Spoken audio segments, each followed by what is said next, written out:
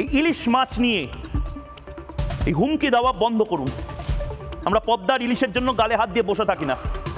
অন্য মাছ খাবো, দরকার হলে আলু সেদ্ধ ভাত খাবো, ভর্তা খাবো, ডিম খাবো, কিন্তু পদ্মা নদীর ইলিশ যাতে হিন্দুদের রক্ত লেগে আছে, বৌদ্ধদের রক্ত লেগে আছে, খাবো না দরকার হলে।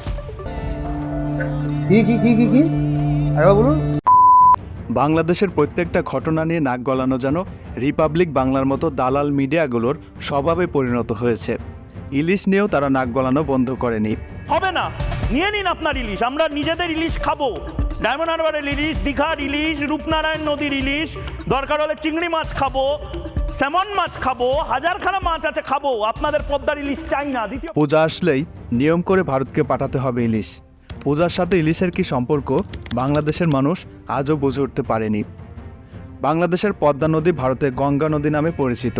তারা উজানে হওয়ায় আন্তর্জাতিক নদী আইন ভঙ্গ করে নির্মাণ করেছে ফারাক্কা বাঁধ। ইলিশের মৌসুম আসলে আমরা যেমন নিয়ম করে ভারতকে ইলিশ পাঠাই, তেমনি বাংলাদেশে বর্ষাকাল আসলে তারাও নিয়ম করে আমাদেরকে পানি পাঠান। তারা পদ্মার উজানে হলেও ইলিশের সুবিধা ভোগ করতে পারেনি, কারণ ইলিশ সর্বদা স্রোতের বিপরীতে চলে। বিশ্বে আহরিত ইলিশের প্রায় ৮৬% আহরণ করা হয় বাংলাদেশে। ইলিশ প্রজননের উদ্দেশ্যে সুস্বাদু পানির স্রোতের উজানে অগভীর পানিতে উঠে আসে এবং ডিম ছাড়ে। মুক্ত ভাসমান ডিম থেকে পোনা বেরোয়। অপ্রাপ্তবয়স্ক মাছ নদীর ভাটিতে নেমে সমুদ্রে পৌঁছে বড় হয়। প্রাপ্তবয়স্ক প্রজননক্ষম হয়ে জীবনচক্র পূর্ণ করার জন্য আবার নদীতে ফিরে আসে।